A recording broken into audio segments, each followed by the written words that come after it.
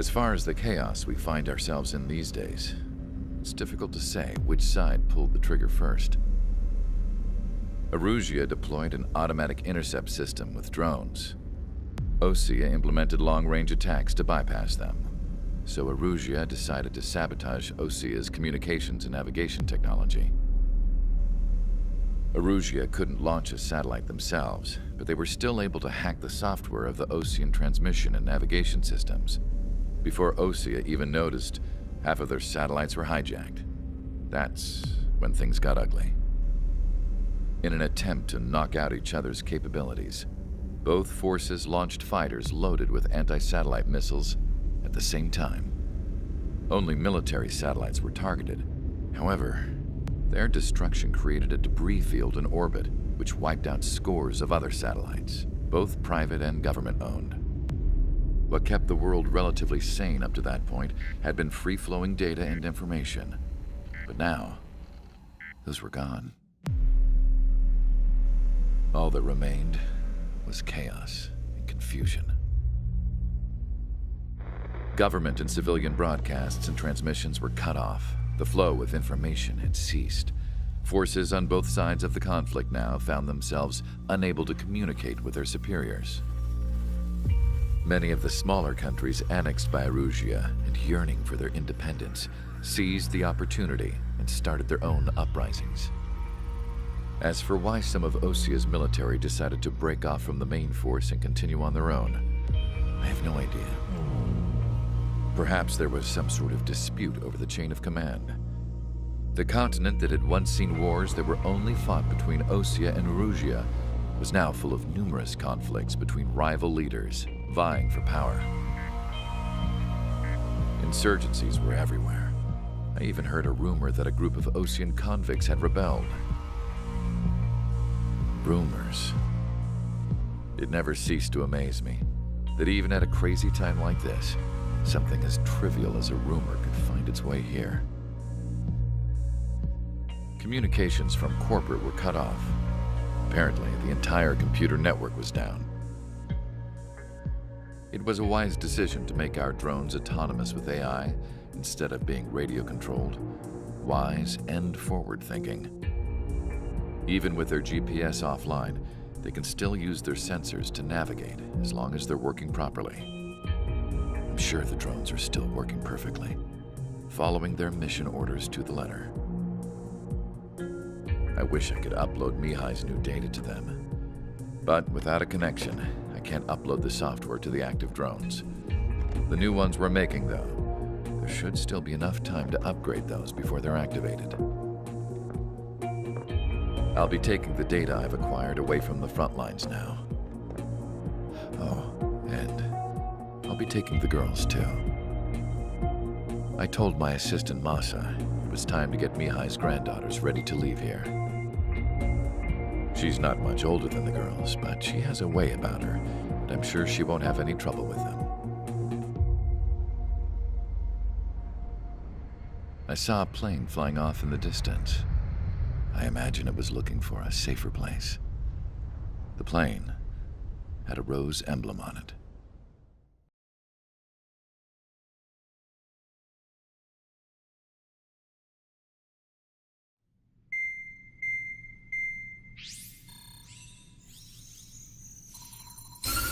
Erusia's communication networks have been down since their satellites were destroyed. Unfortunately, we are experiencing trouble too. All of Usia has been affected, and we don't know when things will be back up and running. We're not even sure if this is Erusia's doing. Still, we will follow the strategy that was originally planned and move on to the next operation after liberating Farbanti. Let's get to it. Since the war began, we've been receiving communications in secret from an officer in the Erusian army. With the capital under our control, Erusia's radical element is losing support quickly, affecting the balance of power. HQ is thinking of using the military officer as a way to gain leverage to settle peace negotiations. The officer is currently hiding in the outskirts of Anchorhead Bay, having joined up with support dispatched from the Osean army. The plan is that they'll take a standard vehicle to a rendezvous point at a harbor in the east part of the city, where a helicopter will be waiting. I would like the new Strider Squadron to provide escort for the officer. Cyclops will remain at the base on standby to serve as defense. With the communication network currently down in the capital, I very much doubt Erusia will be able to mount a regimented counterattack. However, it is likely that Erusia's intelligence department and the remaining forces who are aware of the officer's movements will interfere. Keep a close eye on the officer and make sure he stays safe. Our victory in Farbanti has given us a golden opportunity to finally end this war. Be safe out there. Take note that our satellite-based IFF has become unreliable following the recent communications failure. As such, target ID will be done by processing the images from the infrared cameras on your aircraft. Objects will initially appear as unknown on your HUDs, but will be ID'd once you close in on them for a set period of time.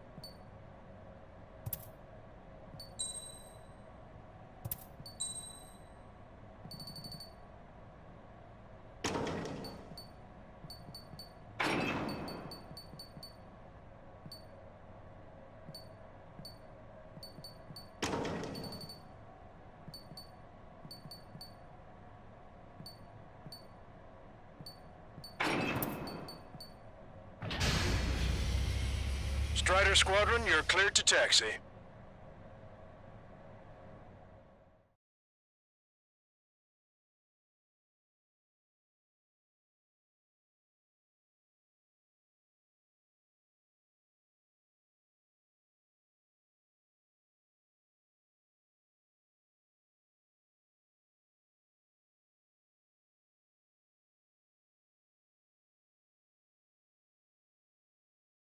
To the unidentified Osean craft, this is Captain Carl of the Osean Army.